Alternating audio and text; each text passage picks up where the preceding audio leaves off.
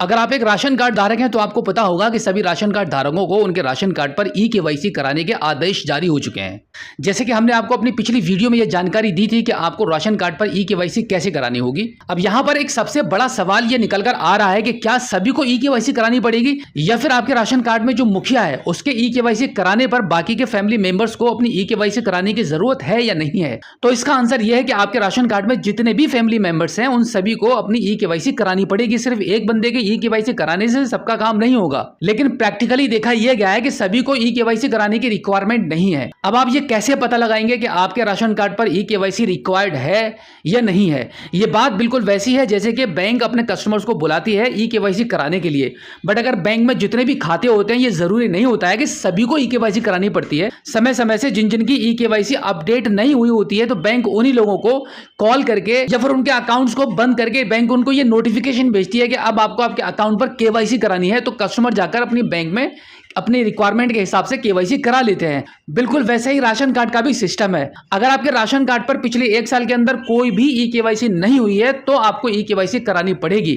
But आपके dealer के पास जाने से पहले, एक लंबी लाइन में लगने से पहले आज मैं आपको ये बताने वाला हूं कि पहले आपको घर बैठे ये चेक करना होगा कि आपके राशन कार्ड में ई-केवाईसी रिक्वायर्ड है या नहीं है। तभी आप अपनी ई-केवाईसी कराने के लिए अपने राशन डीलर के पास जा सकते हैं। बहुत ही आसान सा प्रोसेस मैं आपको अभी बताने वाला हूं। सिर्फ आप अपने आधार कार्ड के माध्यम से ये चेक कर पाएंगे कि आपके राशन कार्ड पर जितने भी फैमिली मेंबर्स आपके ऐड हैं तो उनमें से कितने लोगों को ई-केवाईसी करानी है। क्या उनमें से सभी लोगों को ई-केवाईसी करानी है या फिर कुछ ही लोगों को ई-केवाईसी करानी है? चलिए देखते हैं।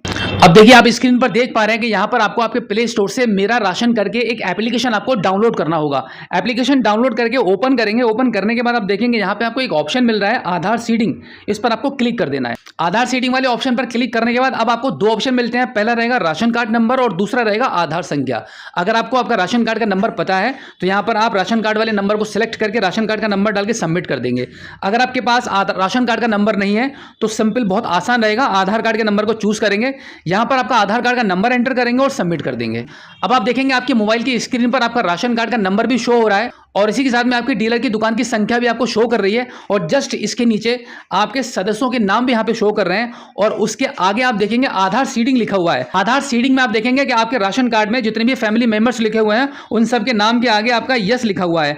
अब यहाँ पे आप देख सकते हैं कि कोई भी मेंबर ऐसा नहीं है जहाँ पे यस नहीं लिखा हुआ है। अब यहीं पर आपको पहचान करने वाली बात है कि अगर आप कभी भी मेरा राशन एप्लीकेशन के थ्रू अपने इस डिटेल को चेक करेंगे तो यहाँ पर जहाँ पे आधार सीडिंग के जस्ट नीचे यस लिखा हुआ है तो फिर आपको आपकी ई-केवाईसी कराने की जरूरत नहीं है, क्योंकि आपका राशन कार्ड प्रॉपर आधार कार्ड से अपडेट है। और अगर जहां भी जिस भी फैमिली मेंबर्स के नाम के आगे आधार सीडिंग के जस्ट नीचे नो लिखा हुआ है तो फिर उसी फैमिली मेंबर को आपको ई-केवाईसी कराने की जरूरत है। इसका मतलब यह है कि आपके राशन कार्ड में अगर आपका आधार सीडिंग हो चुका है तो फिर आपको अब लाइफ में कभी भी ई-केवाईसी कराने की जरूरत नहीं पड़ेगी। और बाई चांस अब इस टाइम जैसे कि सरकार की तरफ से आपको ये निर्देश दिए गए हैं कि आपके राशन कार्ड में आपको ई-केवाईसी करानी है, तो इसका मतलब है कि सरकार के पास जो डेटा है उसमें बहुत सारी संख्या ऐसी है कि उन लोगों के राशन कार्ड पर आधार कार्ड के नंबर अपडेट नहीं है, फीड नहीं है। तो यहां पर आपके आधार कार्ड को आपके राशन कार्ड से लिंक करने के लिए ई-केवाईसी का प्रोसेस शुरू किया गया है। तो आप बिल्कुल इसी प्रकार से आप पता लगा सकते हैं कि क्या आपको ई-केवाईसी रिक्वायर्ड है या नहीं है। अगर आपको नो लिखा हुआ आता है तो डेफिनेटली आपको ई-केवाईसी करानी होगी। और सिर्फ इस मेरा राशन एप्लीकेशन के माध्यम से आपको इतनी पहचान करनी है कि आपके राशन कार्ड में कितने सदस्यों के नाम पर नो लिखा हुआ है, उन्हीं लोगों को ई-केवाईसी करानी होगी। तो उम्मीद करता हूं कि आज की इस वीडियो में जो जानकारी मैंने आपको दी है आई होप आपको काफी अच्छी लगी होगी। अगर आप पहली बार हमारे स्मार्ट शॉप यूट्यूब चैनल पर आए हैं और अभी तक आपने हमें सब्सक्राइब नहीं किया है तो प्लीज एक बार सब्सक्राइब जरूर कीजिए और बेल आइकन को प्रेस कीजिएगा। तो चलिए दोस्तों, मिलते हैं आपसे किसी और एक अगली वीडियो में एक नई जानकारी के साथ, एक नई अपडेट के साथ और एक नए जोश के साथ। तब तक के लिए जय हिंद।